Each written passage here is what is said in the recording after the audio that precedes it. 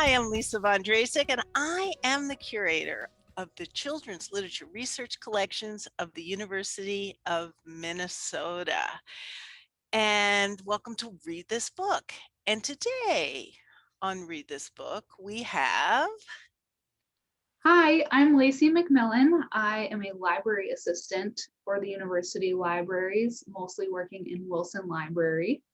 So I just want to say, you are a public service person. Like you're in there in the weeds all the time.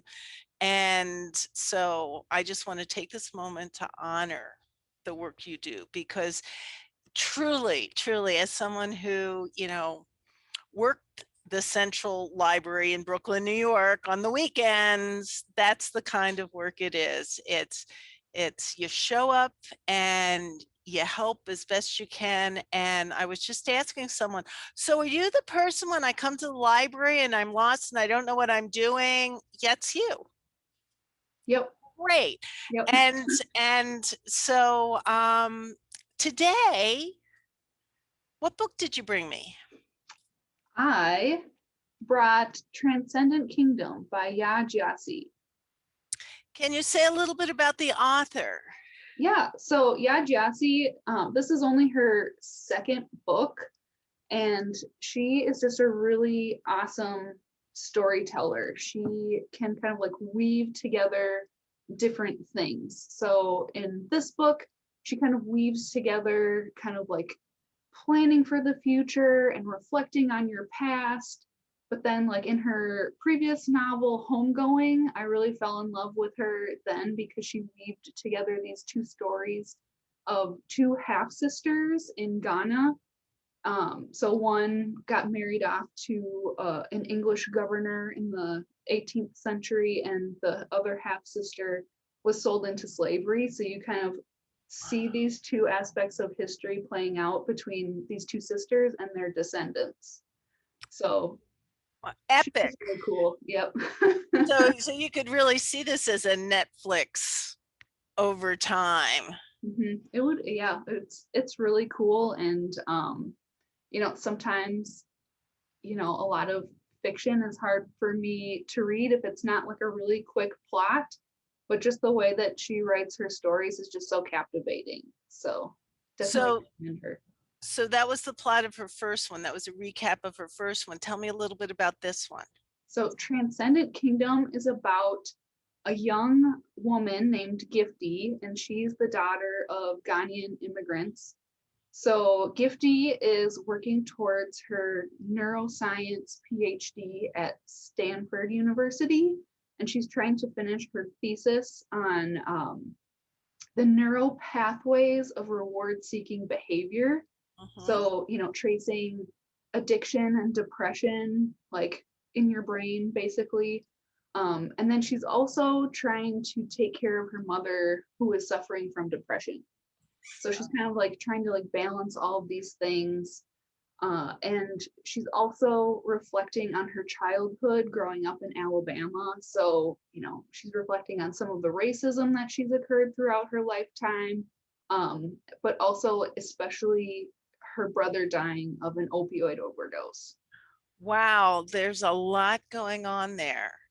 So her research actually connects with her brother's struggle as well as her mother's depression.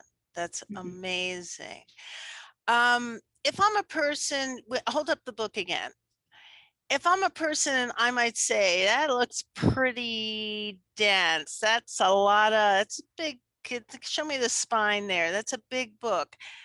Did you find that as a engaging read that you can put it down now?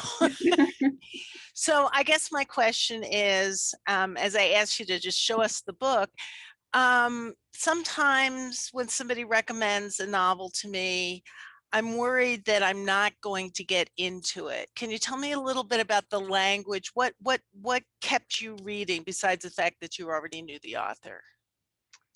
So it's it's a little easier when you think about it. It's only about 260 pages. So I wasn't completely overwhelmed by it at first. But getting into it, because she's weaving together these different things, it flips back and forth a lot. So like things are always changing. So, she might be talking about her present, taking care of her mother, working on her thesis, but then, she'll flip back to her childhood and talking about, something that she did with her brother growing up. So, It's a first person voice. mhm. And so I'm gonna just ask you one more question.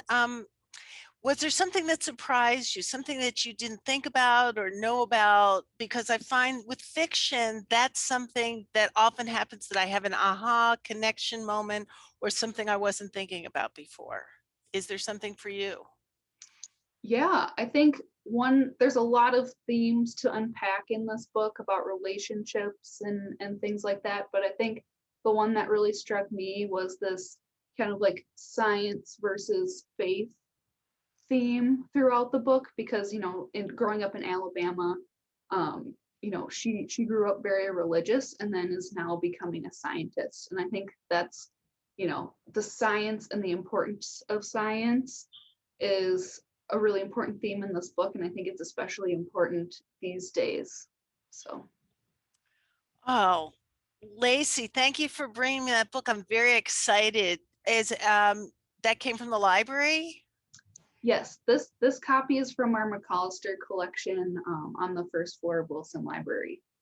And just one short sell, like tell me about the McAllister collection. So our McAllister collection it's a small kind of like browsing collection at the moment, where you can come into Wilson Library and check out a lot of really great bestsellers, lots of really great literary fiction, some really popular nonfiction. So if you need a fun book to read, you can just kind of stop in and grab one of these really great books. Fabulous. Well, thank you, Lacie, for coming to read this book. And everyone, don't forget, we're here to help.